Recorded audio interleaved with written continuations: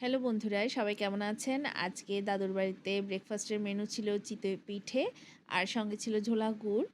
আশির পাপা সকাল সকাল ঘুম থেকে উঠে ব্রেকফাস্ট করে নিয়েছে। আমি তো দেরি করে উঠেছি, এখানে আসলে আমার ঘুম সহজে ভাঙতেই চায় না। তো এখন আমি করছি ওর সাথে গল্প করতে করতে ব্রেকফাস্ট। ঝোলা গুড়টা খুবই ফ্রেশ ছিল আর ফ্লেভারটাও ভালো ছিল। আর চিতই পিঠেটা মাটির চুলায় করা হয়েছে, তাই একটু পোড়া পোড়া হয়েছে। এদিকে মা ছাদে কয়েকটা টমেটো গাছ লাগিয়েছিল, 2টো টমেটো পেকেছে, সেগুলো নিয়ে এলাম। এরপর আমি স্নান ঠাকুরবাড়ি আমার করে আর যাওয়া তো হয়নি তো। চলে এসেছি একদিন দুপুরে আসি সবাই বাবা মিলে টিফিন নিতে খেতে। গেছে, তারপরে আরেকদিন, আজকে আমার তারপরে কাজিন এসেছে। আরেকদিন যেমন কালকে গেছি নদীর পাড়ে, আর যাওয়া হয়নি।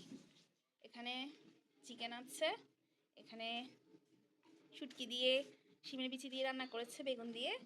এখানে এটা কি মাছ জানি, আমি মাছের নাম জানি না, যাই হোক হচ্ছে রুই মাছ।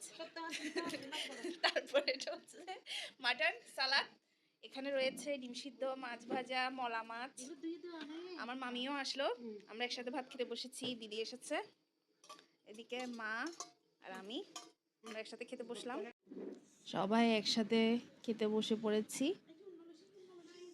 আমি, আমার মা, মামি আর আমার কাজিন, আমার দিদি। তো খাওয়া দাওয়া সেরে সবাই সন্ধেবেলা যাব কালাচাঁদ ঠাকুর বাড়িতে। কালাচাঁদ ঠাকুর বাড়িতে যতবার দাদুর বাড়িতে আসি ততবার না আসলে কেন জানি ভালো লাগে না। আর কালাচাঁদ ঠাকুর বাড়ির এই সন্ধ্যের আরতি আমার খুবই প্রিয়। দিনের বেলা তো দেরিতে ঘুম থেকে ওঠা হয়, তাই যাওয়ার সুযোগ হয় না, কিন্তু আশির পাপা গিয়ে দর্শন করে আসে, আমার যাওয়াটা হয় না। সন্ধ্যাবেলায় আমি বেশিরভাগ যাই। আর প্রচুর মানুষ হয়েছে আরতি করার সময়। সামনে আমার মেয়েরা বসেছে, আমার বোনের ছেলে বসেছে। তো আরতি শেষে এখন এই যে দাদু, যিনি পুজো করেন, ওনাকে আমি দাদু বলে ডাকি, উনি আমাদেরকে প্রসাদ দিয়েছেন, চরণামৃত দিয়েছেন, এরপর আশীর্বাদ দিলেন। কালচাঁদ ঠাকুরকে খুব সুন্দর করে দেখা যাচ্ছে এখন, সবাই দর্শন করুন। এরপর এখানে শিব মন্দিরেও লাইট টাইট নিভিয়ে দিয়েছে, কারণ প্রথমে শিব মন্দিরে আরতি হয়, এরপর কালচাঁদ ঠাকুর বাড়িতে হয়। তো এখন যাওয়ার সময় ভাবলাম একটু আপনাদেরকেও দর্শন করাই। আবার কবে আসবো? এমনি তো আগামীকাল আমাদের যাওয়ার দিন, দিদিরাও চলে যাবে, আমরাও চলে যাব।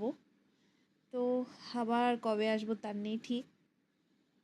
তো সবাই ভালো থাকবেন। আর এখন চলে যাচ্ছি আবার দাদুর বাড়িতে।